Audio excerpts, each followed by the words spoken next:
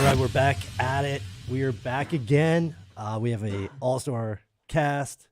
We have Matt Bilinsky in the spot. What's up, Matt? What's going on, Ben? What's up, Matt? We have none other than Scoop Jardine back in the house again. Right. Man, we're getting lucky. We're getting lucky.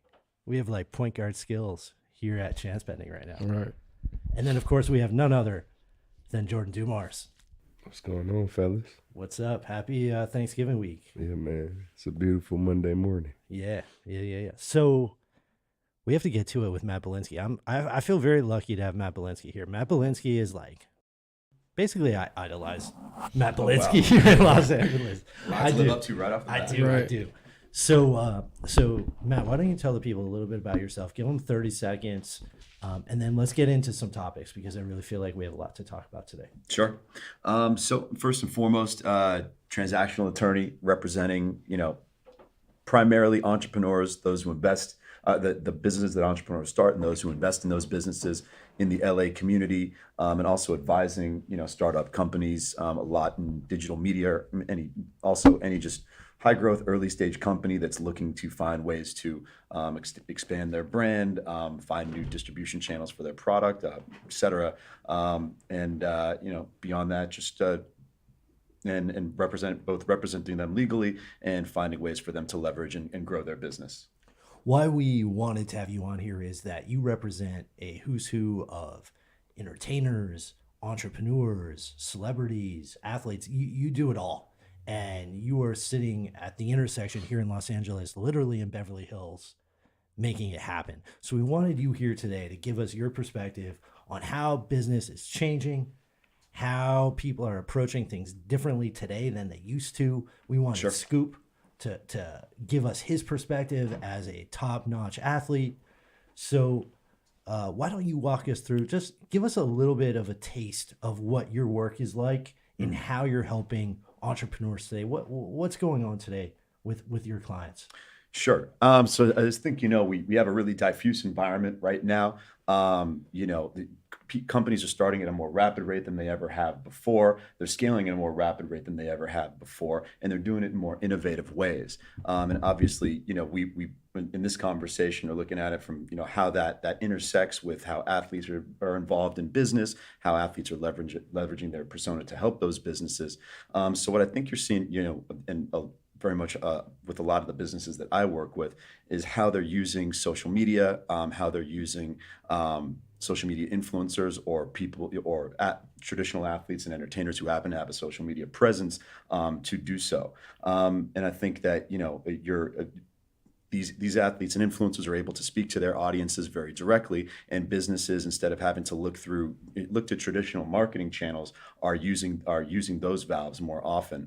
And that could be traditional, but that could be businesses that are helping traditional brands to access that audience more directly, and that's what you're seeing. You're seeing a lot of Fortune 500 and legacy brands that are veering away from their traditional advertising agencies and looking to whether it be individual influencers or influencer marketing companies or other firms that are leveraging social media in a variety of ways to get to their audience and and to kind of highlight and draw some attention to new products in interesting ways through those platforms. That's so cool. Can you give us an example of like what someone might approach you for on something like this? Like how does that work? Whether it could be in certain respects, I'm representing some of these influencers and athletes, just generally in their business activities. So it could be a brand saying, hey, I want to do a collaboration or have this influencer appear at an event that we happen to be throwing to launch a product or something along those lines. I've got some other clients that are kind of forming cottage industry businesses around social media and social media influencers, and that it may be leveraging an ensemble of influencers to say, okay, we want to access these 3 or 4 people. They might be perhaps to even put some content together is going to integrate a new product that we're launching into the content. For instance, one piece of consumer electronics that happens to be very useful to NBA players that are traveling on the road, saying, "Hey, okay, we want to see this product with those NBA players." But we also want them to start putting together some video content of them using the product, of them interacting with it, and how this piece of consumer electronics, is really useful, in our travels and kind of plays into the mobility of our lifestyles. So those are the types of deal, just an example of the type of deal that I would be working on. All right, I have a question. A little different. What would you, as a millennium, what would you give young millennials advice when they're trying to start a company? Like just give me three different. I'd say one, and I'll maybe we'll start off with some of the things that I see young entrepreneurs overlooking when they start a company. One is budgeting. I'd say, a lot of people, a lot of entrepreneurs, they start off with a vision of what the next 3 to 6 months is going to cost, but not what the next 18 to 24 months is going to cost. Because you're going to be out there looking for investors. You're going to want to put together a very secure deal with an investor. And I see a lot of entrepreneurs who are cutting deals with the initial money that comes in just for the first just to get a product out just the next year. And let's say, okay, this investor is going to give you $250,000, and that may justify giving them a certain piece of the company. But what happens when that money runs out? Right. So once you get through a couple $100,000 or get through however much money it takes to get a product into the market and start getting some traction, okay, then you have to go raise more. And you want to be in a position, necessarily where you haven't given away too much of the company, once you have to go ahead and add more players to your cap table, and start dividing up the company a little more granularly. So I think budgeting and envisioning what your investor deals are going to look like, not through just the first phase, but the second and third phase, I think is really important. Also, picking the right partners. I think a lot of people kind of default to the 50-50 deal with whoever they happen to start a company with. That 50-50 deal is the worst. The worst. Yeah. And I think that you gotta project forward to a future where whoever you are working with right now may find some other interests, right? So, you never know. They find another startup that they're looking to work on. They find enlightenment and want to move to Nepal for a couple of years. And you don't want to be stuck there with a 50-50 deal with someone who's not going to be working on the business any longer. So trying to put together some mechanisms within whatever deal you construct with your partner over what happens if someone loses interest or leaves or takes a reduced role in the business. I think those are all some things that first time or younger entrepreneurs should be looking at. That's great advice. I feel like entrepreneurs always screw this up. Yeah. I'd say 70% of lawsuits arise out of the default to 50-50 with your first partner. Yeah, totally. Now, how are companies? My question to you, Matt, is how are the smartest entrepreneurs? How are they using influencers right now? Like when you're doing influencer deals, what do those deals look like? Mm-hmm. Like on both ends. Like how should our audience as influencers think about it, and how our audience as entrepreneurs should they think about it? I think I think it's really a matter of duration and term. I see the most successful businesses that are started around athletes and entertainers, or leveraging athlete, entertainer, influencer personas, really have someone that has skin in the game. So when I see someone utilize, when I see a business that started around a personality and they really have a vision to participate in the business and really sink their heart and soul into it for 2-3 years, that increases your chances of success about 80%. When it's treated more as kind of a piecemeal sponsorship deal where you may have someone tweeting or Instagramming for a couple months here or there, or participating in one set of events across, spring or summer or a season or two, that you don't really get your enduring value for that. So I'd say that finding someone who really connects with your brand, who really has a vision to participate in the brand and wants to make whatever your company is part of their own personal brand, those are really, the most effective methods of utilizing these people in their platforms. Yeah. JD, have you seen that? Have you seen with the athletes you work with, are you setting them up for success with endorsements by trying to make them sort of like a deeper sort of a deeper level of engagement? Oh yeah, for sure. I think that's the key at this point. I think having a fan base or a community that you actually engage with is everything. So yeah, I mean it's tough. I mean we were talking a little bit about this off camera. It depends, and I think Matt, you spoke to it. Just it depends on the personality. You got guys that's uncomfortable for them to do. You know, they're not engaging people in real life. So how do you expect them to be engaging on a social media platform? But yeah, that's part of the learning curve. Trying to get guys to step outside of their shell sometime and try new things, and then you come up on a Joel Embiid and he makes it real easy. Like so it's it varies what type of guy it will be. And I think the one way to frame this is to think about it in terms of the attention economy. Is that people only have so much attention? There's only 24 hours in a day, and people's attention is more is more spread out and spread more thin than ever before right now. So if you're using Joel Embiid or a social media influencer, they've got so many deals, or in the case of Joel or other NBA athletes, they've got all their on court or on field activities to focus on. And so, no matter how much they may be motivated to participate in your business, they've only got so much attention to put towards it. So if you build a deal with them that only has a confined set of deliverables or only has a confined scope, they're only going to put that much time and attention towards it.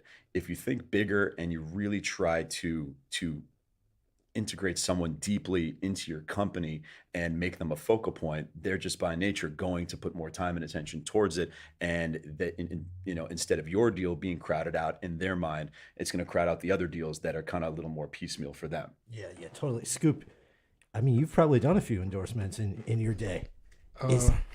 Well, yeah, a few. A few, Yeah, not big ones. But I did a few. Yeah, but I mean, what's your experience with this? Do you feel like that's accurate? That's on point? Yeah, it all depends on the athlete. Like for me personally, I was like, I'm easy. I'm like Joel Embiid. I'm very engaging. A lot of athletes aren't, especially the guys. Like I take a Derrick Rose for example. If you see all his commercials, he's not doing no talking. He's not. Everything is him moving. He's a reserved guy. Yeah, he's a reserved guy. So Adidas did a great job of putting him out there that way, making him how they market him. I'm just use that for example. So. You look at James Harden, for example. He's talkative. He's outgoing, and you see how Adidas is marketing him. So it all depends on geared to the athlete. For me personally, I'm a very outgoing guy. So a lot of brands love to work for me. If that makes any sense. Yeah. And what about? Have you seen? We know you're friends with a lot of musicians and so forth. Is it the same thing with musicians? Yeah, musicians are it's the talent. If you're dealing with any talent, there, you gotta jerk off. Right? Right. If you're dealing with talent is gonna want to be jerked off or gonna want to be patted on the back. So I think from a marketing perspective, you gotta gear everything towards what you're driving towards the talent. Totally. So Matt, have to say you are a great Instagram and Facebook follow. Very flattered. Yes. Matt has social media skills himself. How did you learn the game? Like, I feel like this makes you like a triple threat. In the lawyer game, I feel like he's a triple threat. I like that. Sure. How does that work? It was a lot of trial and error, and some of it was just you're also kind of beta testing constantly to see what you feel comfortable with, see what resonates with your audience, and and also, I mean, you're always on social media considering whether or not something makes sense to share, right? Whether it's a perspective of yours, a piece of business information, and I think it's you're slowly but surely chipping away at a lot of surrounding ice and a lot of hesitation to find, okay, here's what I genuinely believe, here's what I genuinely think, and people are 9 times out of 10, that's what's going to resonate best on social media. If you find if you find a new company that you think people are going to want to hear about, you find an article or a post about current events that you think is like, okay, you're showing what you find interesting, right? And eventually you're putting some trust in there that your genuine interests are going to be appealing to other people. So I think you just gotta, and obviously being conscious of it and and somewhat tactful, but to kind of put your interests and your thoughts out there as genuinely as possible, and kind of start seeing what type of feedback and engagement you get, and just have a little faith that what you find compelling, other people will find compelling as well. I have a question, Matt. Sure. Have you ever been on the other side where it backfired against you on social media, like far as Sure. negative? Yeah, I mean, you could always imagine that anything that people, are if you're going to get in some discussions or some, Right. I don't want to call them fights, but particularly in the NBA Twitter world, right? Right. And you could always consider anything that people push back on to be something that backfires. But you just gotta, I think you kind of just accept that that's part of the game. That if you're disclosing your opinions, other people are going to have other opinions, Right. and you can't necessarily think about it as backfiring. It's more so just a discourse. And it's the type of thing that used to only be done on Sunday morning talk shows, right? Mhm. And now it's something that just about everybody can participate in. So you just have to have some tolerance for that. I feel like That's the Scoop is difference. on something here though, because Matt, I've seen your Facebook and Instagram, and I feel like you have been a lightning rod at times for certain stuff.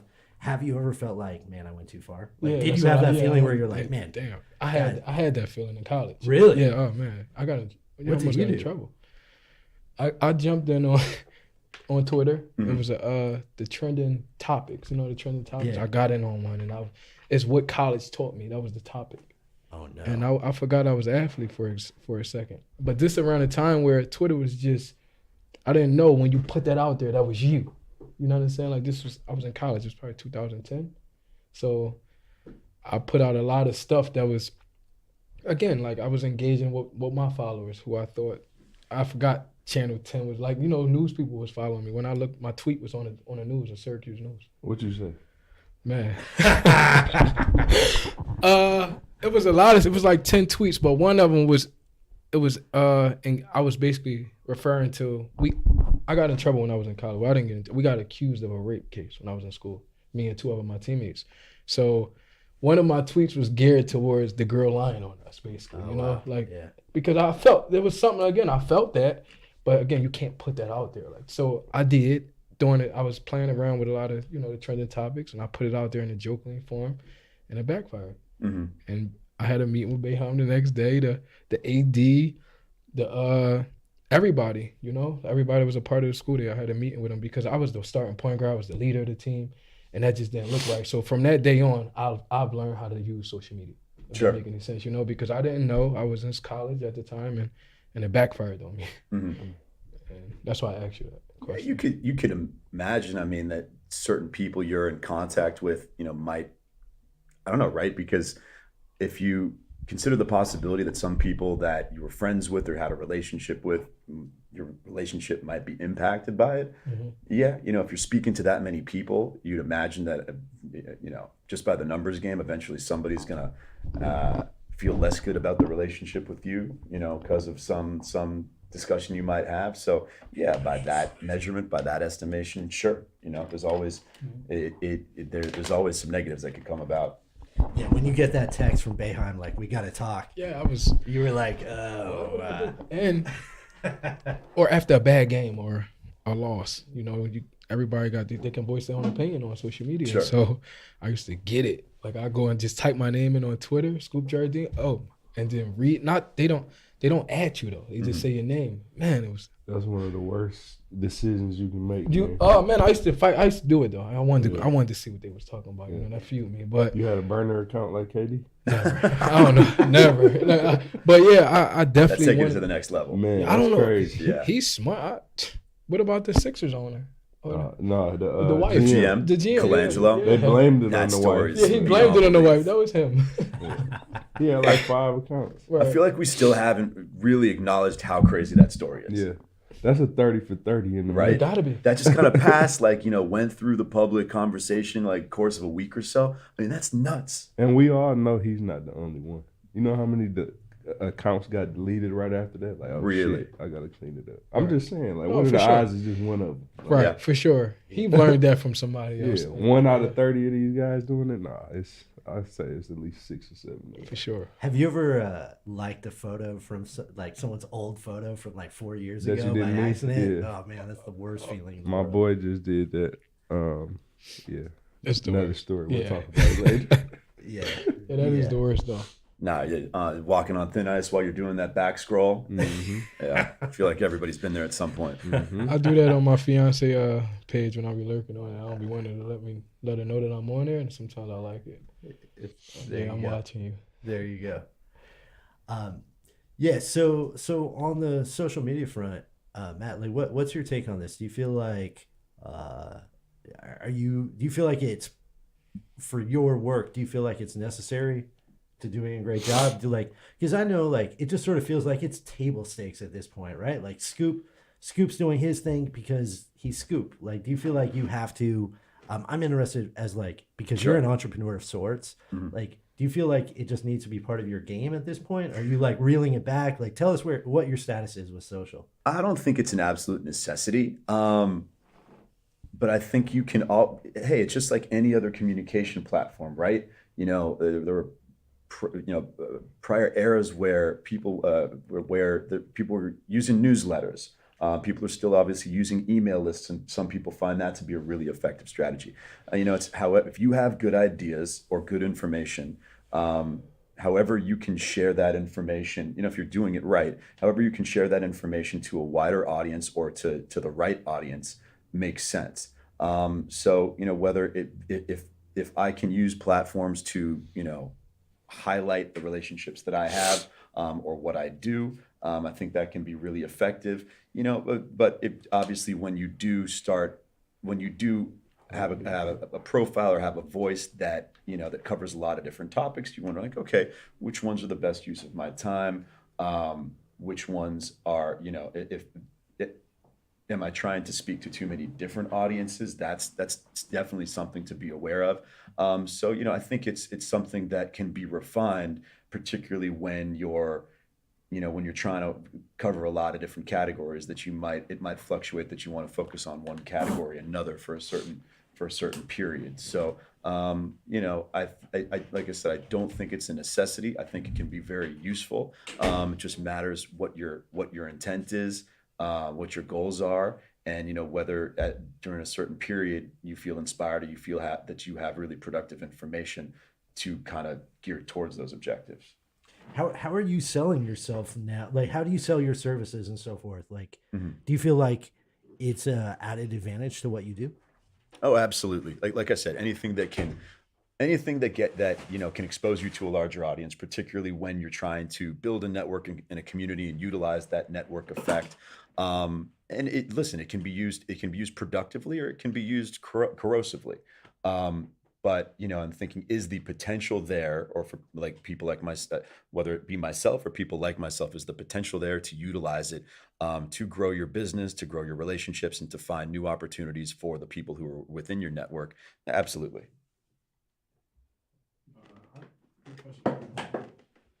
Scoop, what's your game plan? Like, what's your social game plan? I don't really have one. I asked Matt off the air to teach me, but honestly, you gave me the great advice with just gotta be you, hopefully everybody, engage in it. But I have a question. Sure. A lot of these CEOs, like big like owners of companies, big time owners, they against social media. Sure. Could you explain why that? I think because they've in the corporate world, in the corporate world, I think hasn't really determined how to handle social media. So I think that with anything, you're going to get some negative feedback, right? Right. So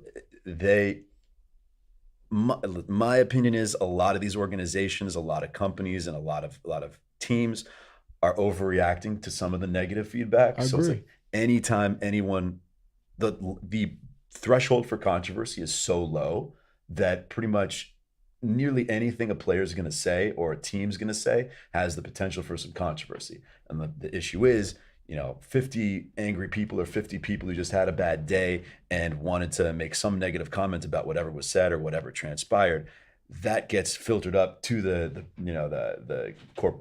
media relations department or the marketing department, and everybody freaks out. right? Right. And so I think that NBA owners and a lot of executives and CEOs are trying to minimize the fallout and the blowback, and just don't, because they feel the need to do damage control for anything that even smells of a controversy, they don't want to have to deal with it. True. Makes sense. Yeah, it's such a wild time because it's more necessary than ever to get attention and to stand out.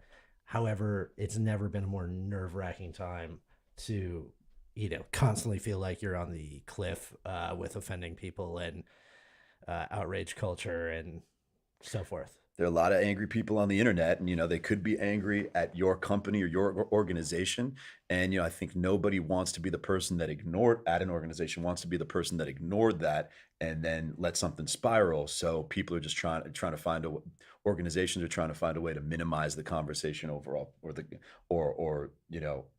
minimize the conversation. Period.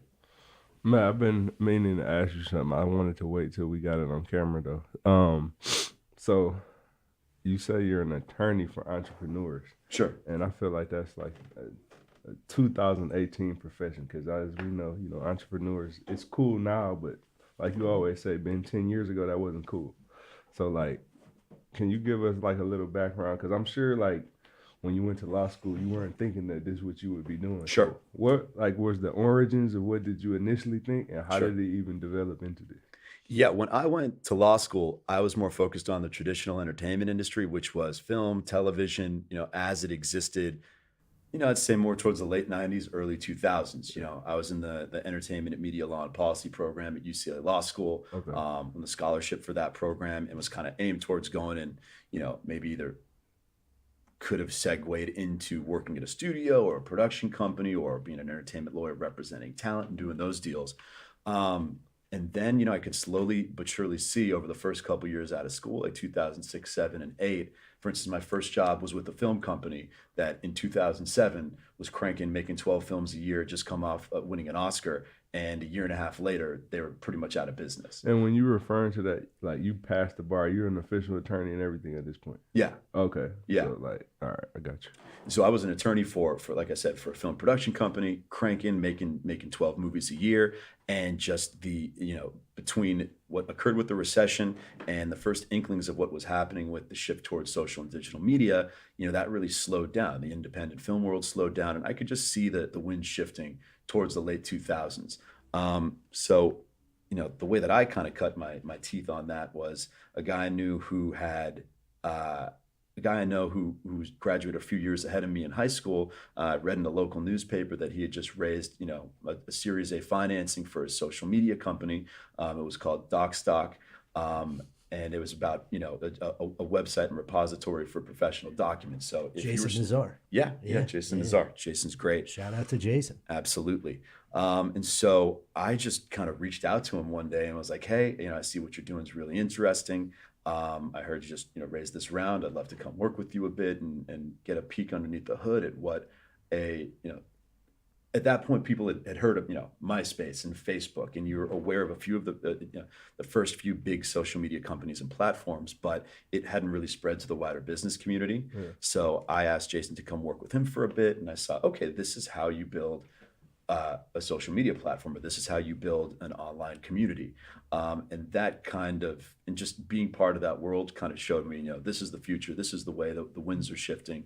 So these social media skills don't come from anywhere. It's a story to this. It's a I story, got you. yeah. I knew it was something, man. Something, right? And so that led to me the first phase of Silicon Beach startup companies in LA, back when there wasn't really a connection between these startups, these software platforms, and traditional media. I had a lot of relationships at management companies, agencies, and whatnot, and so I made some of those connections. Like, okay, this company has a self-serve platform to create mobile applications. Okay, let's get you in touch with some sports teams, some reality TV personalities, some people at agencies that are representing, media personalities that are going to need these services, things like that. And just I kind of saw that, the shift to digital, that that everything interesting was happening in this world, and with the bar being lowered for entrepreneurialism and for getting a software product or a platform out into the marketplace,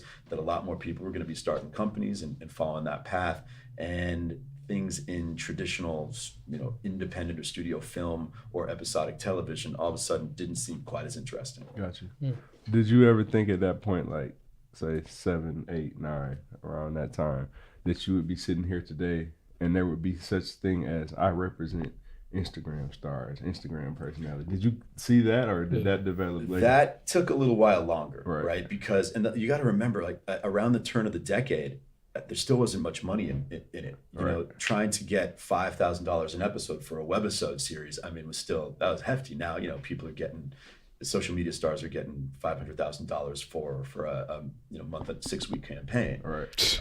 Crazy. Well, listen, there's some that are getting 5,000, some that are getting 50,000, some that are getting 500,000. I'm looking at that 500,000. Right. Scoop is a new goal. Oh yes, I do. Yeah.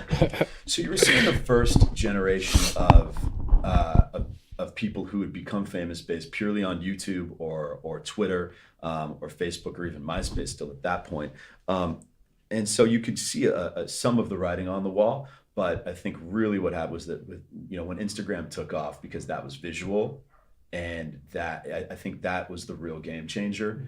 And you see how the interplay between Instagram and YouTube has really helped a lot of people build their careers, and something that, like I said, is more fluid, visual, as opposed to Facebook and Twitter, which are more are the written word or is published information, but not something that's live and active. I think that's really when you saw the full shift over to, okay, this is how people will be discovered, and start building their own personal brands. Yeah, I'd go further and say that I like what you said about the image with Instagram, because social media is all about word of mouth, right? It's word of mouth, and then you have the ability to go buy whatever the person was recommending.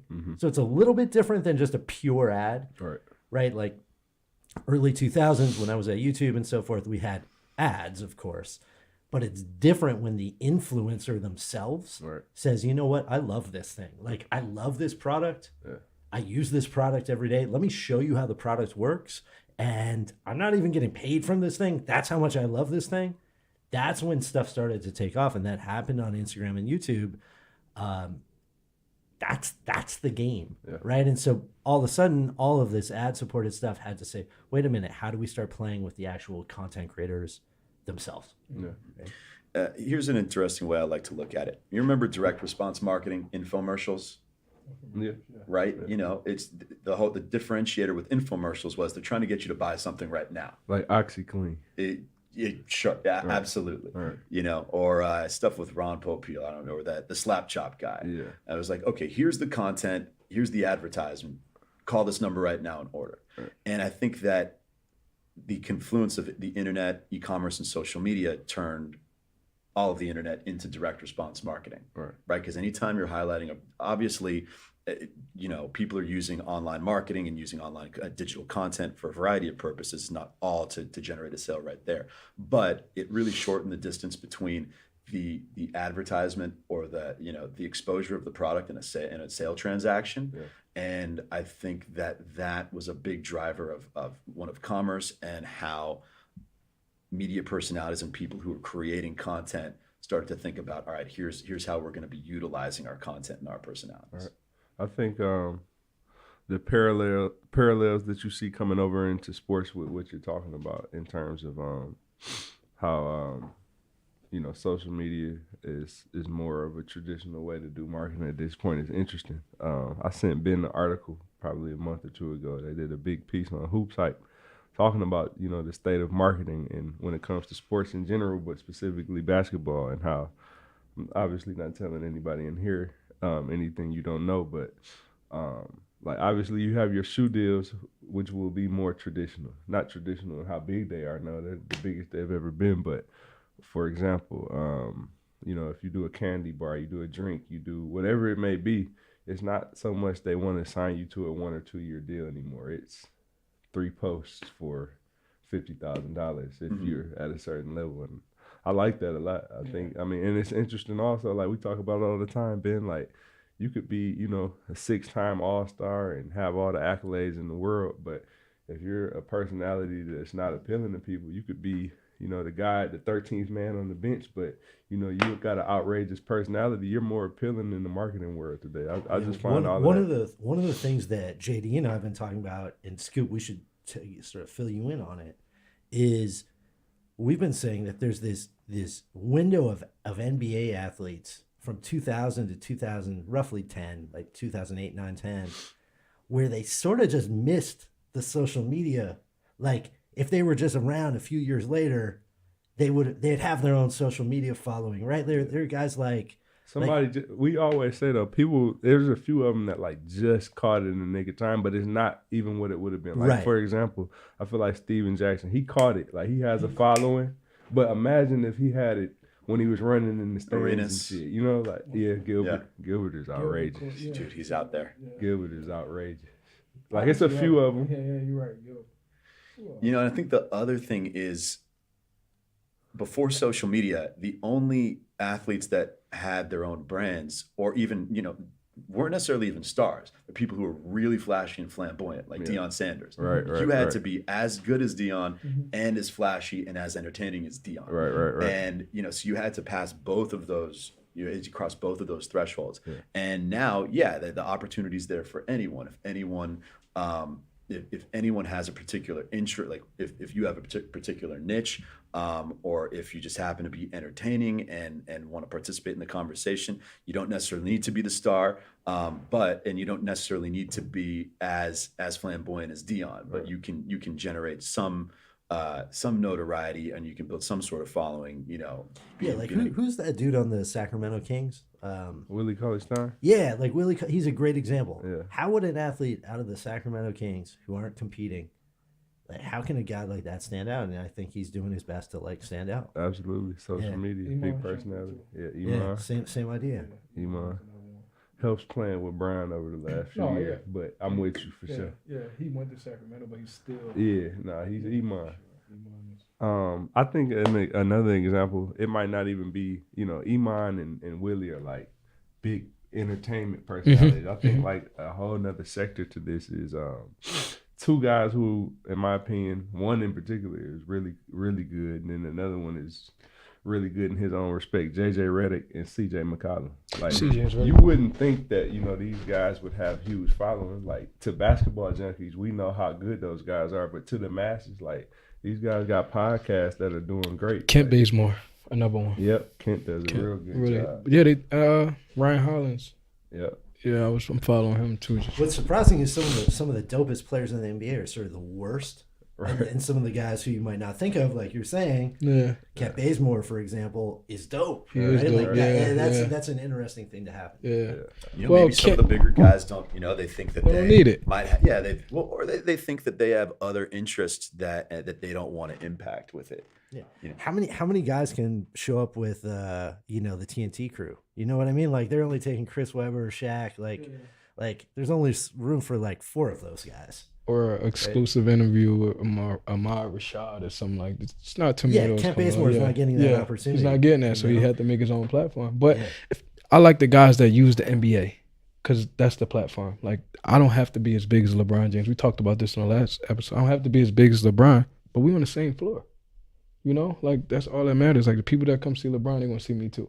Or the people that come see whoever the superstar is on that team, they're gonna see me also. If I'm on a bench, or if I'm in a game, but that's my way of using my platform. And I think the guys do it. If they take that route, they do a great job with it. I mean, I think, Scoop, you're an interesting guy because I think you're a perfect example of someone you can come compete in this arena as well as anybody right at this moment, right? And you're competing against everyone, and I think you're going to do really well.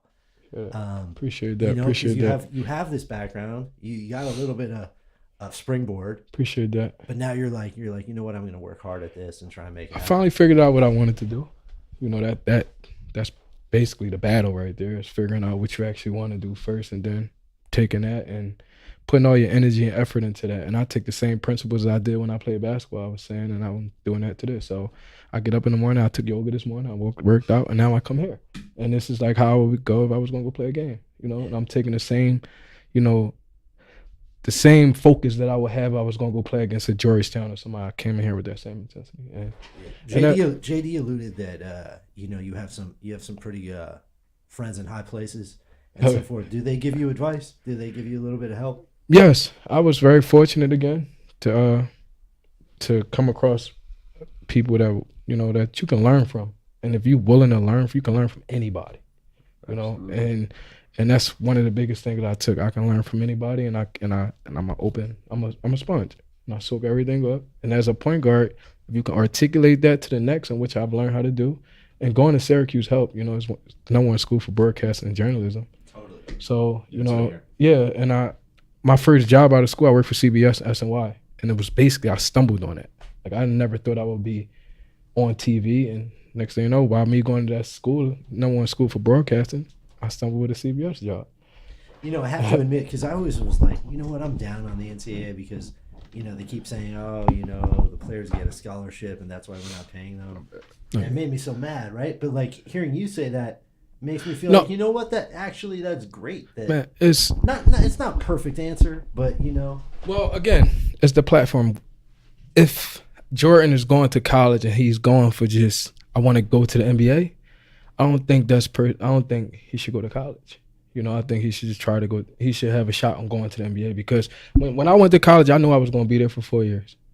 I mean, how crazy that sound, but I did. I wanted to be one and done, but I knew I was going to be a 4-year player. I knew the whole process of it, and I took everything from that. And the kids who wants to be in college, they're going to get the best out of it. And that's what I did. So all the alumni and everybody that I have going forward I didn't make it to the NBA, so I had to figure life out. And basketball helped me because it gave me that platform. Now I'm somewhat still famous where I never played in the NBA. Never played. I played two seasons overseas. So it's like by playing in Syracuse for 5 years, that was my platform and I used it. So if you go to school knowing what you want out of it, you get the most out of it. But speaking on that, I think guys, even if they shouldn't be paid, well, let me say this. Somebody came up with a cool idea about guys getting paid. And I think this is the best way that you can go about it, where nobody's going to be able to get paid, right? But I think if you put it into a pension for these kids, you know what I mean? Like see how much money Syracuse made off of us, right? And my 5-year team, I don't know how much they made, but say now I'm retired. Now when I retire, I have my money back from when I played at Syracuse. You see what I'm saying? Like where I was able to go play and have a great student athlete career, but the money that we made, I think they should give it back on the back end. Yeah, I read in the New York Times that the difference between the NFL and NBA gives you paychecks all year round. NFL will only pay you during the football season because they actually want you to spend your money and be dependent. And you have to keep. No, you don't get paid. You don't get paid the NBA all year round, do you? Mm-hmm. Oh, I didn't know that. Every 2 weeks, just like a regular job. I didn't know that. So it helps you save, it helps you budget, it helps you do all these things you need to do as an adult, right? And I think that your suggestion with the pension, yeah, that would be the same idea, right? Yeah. Which is like help set people up, help them plan, help them, use this as a platform and a springboard, like you described. Yeah, it goes along with anything. Like that's how I started my company. I feel like they didn't leverage like all these big time people went to these prestigious schools, not just to play basketball, just in general. Like Syracuse got some of the top broadcasters come out of Marv Albert, Mike Tirico, like the list goes on. And I never got a chance to meet Mike Tirico. You know what I mean? Like where he did my game probably a million times, but he went to my school. I never got a chance to meet him until I walked into the studios off I broke my foot and they walked me in and I got a job. But I feel like Boeheim or the coaches that they should put these guys in front of us, and that's how we find out what we want to do. Cool. All right, last question before we wrap. How do you guys see what do you see coming down the pipe? Do you see, Matt? Do you see how do you see this whole influencer game sort of changing? Do you see any trends coming? Anything popping up that comes to your head? I think one, you're going to get some consolidation. I think that people are going to recognize who the relevant influencers are, the relevant athletes are. And right now, the last couple of years, brands have been and startup businesses have been kind of throwing stuff against the wall to see what sticks. But they're trying to gather a lot of data around what's effective and what's working. And as they get more of that data, that's going to not kind of knock some of the smaller players out of the game, or get brands to recognize, okay, these people are not working. Only people who are above a certain threshold are going to be relevant to us. Or in some other respects, I think some other businesses are. Better said, I think you're going to get a bifurcation between businesses that realize we only need to use really A-list people with massive followings, and then businesses that realize that we can use an army of smaller influencers that are they're kind of consistently activated, and where the whole is greater than the sum of the parts, right? So I think that's one trend you're definitely seeing, and I think that also you're going to see some of these people become, as opposed to assisting businesses and helping other businesses scale, they're going to continue to become their own businesses. They're going to start curating content themselves. One influencer manager client of mine is very much convinced that that his clients are going to become the playlisters. They're going to become their own Spotify's, their own Netflixes, and they're going to be programming content. And they're going to say, okay, here's whether or not I'm a musician or whether or not I'm someone who's creating a lot of video content or an on-screen performer in the traditional sense, I'm going to be programming content, saying, hey, here are the videos, and here are the videos, and here's the video content that I think my followers are going to want. Here's the music that I think my followers are going to want to hear, and they're going to become these almost these little cable companies and programmers themselves. And so I think that can translate into a number of different industries. They're not just going to be curating content; they're going to continue to curate product and any other types of services that that they think their followers are going to want to be exposed to. So they're really going to, the funnel is going to continue to increase in terms of what types of products and services and categories of business that these influencers are curating and trying to present to their followers. That's dope. I got one for you, Matt. I always like to ask. I think I asked Show Off this last time. Oh, all right. Top 3 Instagrams. Oh, wow. Okay, exclude the Kardashians and the obvious ones. Like, give me some gems that people should follow that you like, all right, they know what they're doing. Got it. That could go in a lot of directions. It depends on. And I'm asking from a business perspective. Like, maybe you might be biased because there's some of your clients, but I want to know, like, who's really doing it. Like, who's faking, who's really, not who's faking, but who's really doing it, who's legit. Got it. One guy I've worked with who I think is great is Matt Bilinsky. He's he was got started on Vine. In terms of the content that he's created and how it serves the brands that he's doing deals with, I think it's really entertaining, it's professional, and it really serves the brand's interests really strongly. Some other an ensemble of female fashion and beauty influencers that I've done some work with. They're under the umbrella of a company called Foray. Okay. And that's, like I said, You do Foray? I didn't know that. What's up? You do Foray? A couple Yeah. of I've done some work with a couple of the girls Really involved cool. in Foray. Yeah. Really cool. And I think they've been really smart about, okay, here's how we're going to take an ensemble of people who are all focused on the same category, and give a variety of perspectives and kind of and leverage and create a symbiotic relationship amongst these influencers for one particular purpose. So I think they've done a great job. And another personal contact of mine from a long time ago, Peace Love Shay. She's done an amazing. She was so early in the game as a fashion blogger, and she's segued very, very seamlessly and in a really constructive manner into doing work with big fashion brands, and even expanding beyond that into being able to work with and promote brands across a variety of industries. And then build her own product lines on top of that with her swim line, Same Swim. I think she's done a really interesting job as well. Gotcha. Love it. So my prediction, 2019, we will see someone in the NBA figure out this recipe and create a media team around them. And we haven't seen this yet, right? We haven't seen this at the level I think it's going to go, right? Like Kardashian style, that level of media for a player. Player doesn't even have to be that good, like we talked about before.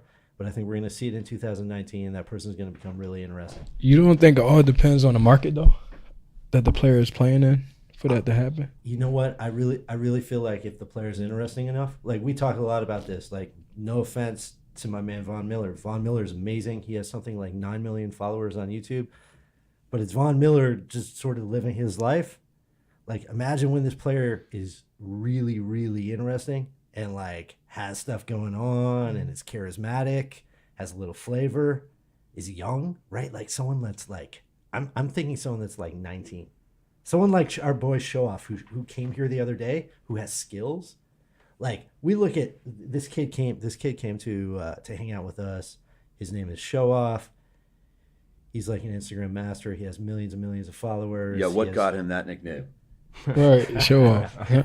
But he's just living a different Instagram than we are. Yeah. Right? What you mean by that? I mean, like, Hard to explain, man. Like, it's he's hard to living it. explain. Yeah, it's young people use it differently. They communicate True. differently. Yeah. They, Agree. They do it differently, right? And like he's got good it. in, man. You got to check him out. Like, I they mean, really here's my- live on there. Like, Yeah, they he live on refers to people as Instagram names. No, I know. Like, you know, like He's that's not their alone in life. this day and age. Yeah. Yeah. So I think we're gonna see. I think some athletes gonna start to really figure this out, Yeah. and I think it's gonna be interesting. So that's my prediction. I have a question. How you think Isaiah Thomas use it? Which one? He's in Denver. I wouldn't know.